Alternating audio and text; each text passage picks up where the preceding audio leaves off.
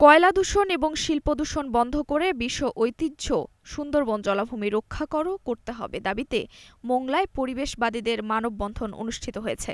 ২রা ফেব্রুয়ারি সোমবার সকালে মোংলার কাপালিরমেট গ্রামে বিশ্ব জলাভূমি দিবস উপলক্ষে আয়োজিত মানববন্ধনে বক্তারা এসব কথা বলেন। ধরিত্রী রক্ষায় আমরা, সুন্দরবন রক্ষায় আমরা ও পশুর রিভার ওয়াটার কিপার এ মানববন্ধনের আয়োজন করে। মানববন্ধনে বক্তারা বলেন, রামসার কনভেনশন অনুযায়ী ১৯৯২ সালে সুন্দরবনকে আন্তর্জাতিক গুরুত্বপূর্ণ জলাভূমি হিসেবে ঘোষণা করা হয়, কিন্তু বর্তমান সময়ে মানুষের অত্যাচারে সুন্দরবন জলাভূমি আক্রান্ত।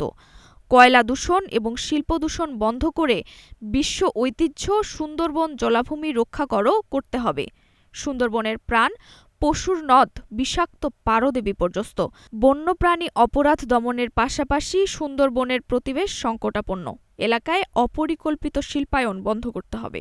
সুন্দরবন রক্ষায় বনসংলগ্ন এলাকায় আইনশৃঙ্খলা বাহিনীর গোয়েন্দা নজরদারি বাড়াতে হবে। বিষ প্রয়োগে মাছ নিধন বন্ধ করা না গেলে সুন্দরবনের জীববৈচিত্র্য রক্ষা করা যাবে না। মানববন্ধনের সভাপতিত্ব করেন সুন্দরবন রক্ষায় আমরার সমন্বয়কারী পশুর রিভার ওয়াটার কিপার মোহাম্মদ নূর আলম শেখ।